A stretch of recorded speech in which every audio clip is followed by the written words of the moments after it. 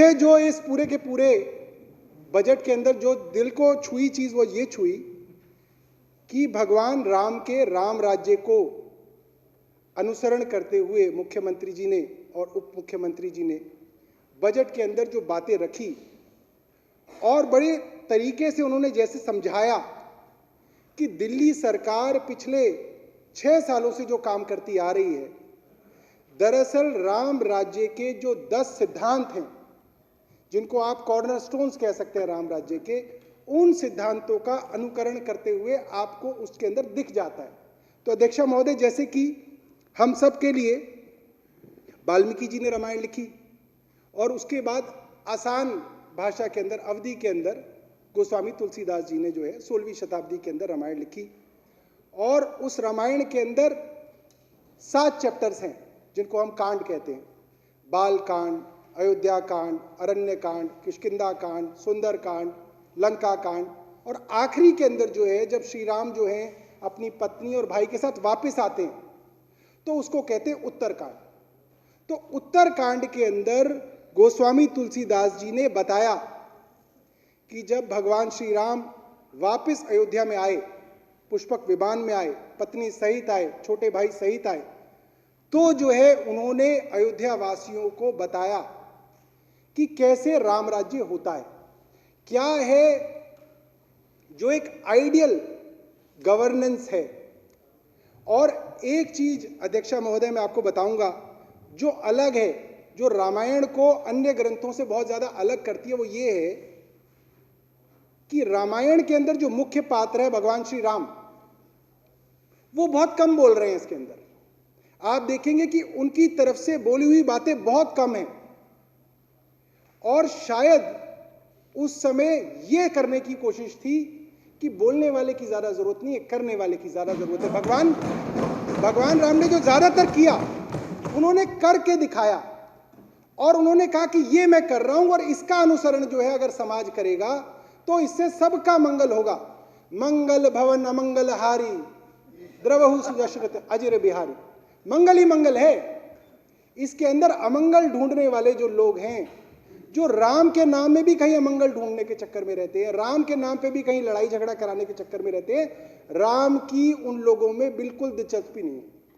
तो अध्यक्षा महोदय, तो राम को देखने के भी 2 चश्मे हैं। एक वो चश्मा है जो हमारे मित्रों के पास है, जिसके अंदर राम जो है किसी ना किसी का संहार करते हुए दिखते हैं, और एक वो चश्मा है जिसके अंदर राम दयालु हैं, कृपालु हैं, हर एक के ऊपर दया करने वाले हैं। अध्यक्षा महोदय, मैं तुलसीदास जी की ही चौपाई से कुछ शब्द पढ़ूंगा और जिससे आपको पता चलेगा कि ये जो सरकार 6 साल से चल रही है वो हूबहू राम राज्य के मॉडल पे चल रही है। मैं आपके लिए पढ़ रहा हूं। दैहिक दैविक भौतिक तापा, राम राज नहीं कहूं ही व्यापा। मतलब राम राज्य का वर्णन गोस्वामी तुलसीदास जी करते हुए कह रहे हैं कि राम राज्य के अंदर कोई ताप नहीं था, कोई कष्ट नहीं था, ना दैहिक, ना दैविक, ना भौतिक।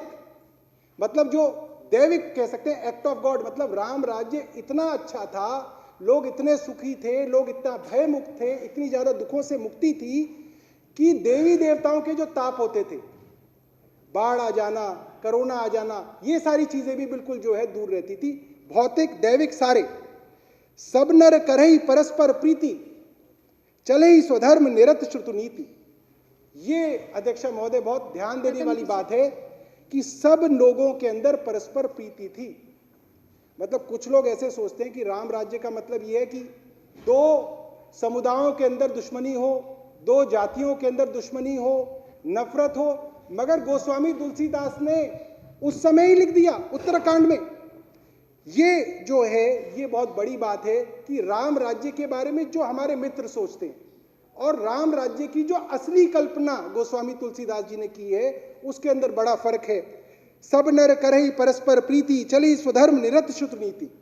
और अध्यक्षा महोदय, एक चीज और, एक और आप मुझे एक बस 4 लाइन और आप मेरे को प्लीज जो है वो पढ़ने दीजिए। 4 एक चौपाई और पढ़ दूंगा, उससे ये साफ हो जाएगा कि आपकी सरकार के अंदर जो कुछ हो रहा है वो 16वीं शताब्दी में गोस्वामी तुलसीदास जी ने कहा था राम राज्य में होना चाहिए। अल्प मृत्यु नहीं कवन्यु पीड़ा, मतलब कोई अल्प मृत्यु में नहीं मरता, किसी को कोई पीड़ा नहीं होती। सब सुंदर सब बिरज शरीरा, सबके सुंदर शरीर और बिना रोग मुक्त, रोगों से मुक्त शरीर रहते थे। नहीं दरिद्र को दुखू न दीना, नहीं कोई अबुद लक्षण हीना। उस राम राज्य की कल्पना करते हुए गोस्वामी तुलसीदास जी ने कहा है कि ऐसा राम राज्य होगा जिसके अंदर कोई दीन नहीं होगा, कोई दुखी नहीं होगा, कोई दरिद्र नहीं होगा, कोई अबुद्ध नहीं होगा, मतलब कोई अशिक्षित नहीं होगा, कोई लक्षणहीना नहीं होगा। मतलब वो सारी की सारी चीजें जो हमारे मित्र की पार्टी सिखाती है, वो कोई भी चीज ऐसी नहीं है जो राम राज्य की कल्पना के अंदर कभी कही गई है। धन्यवाद, बैठिए।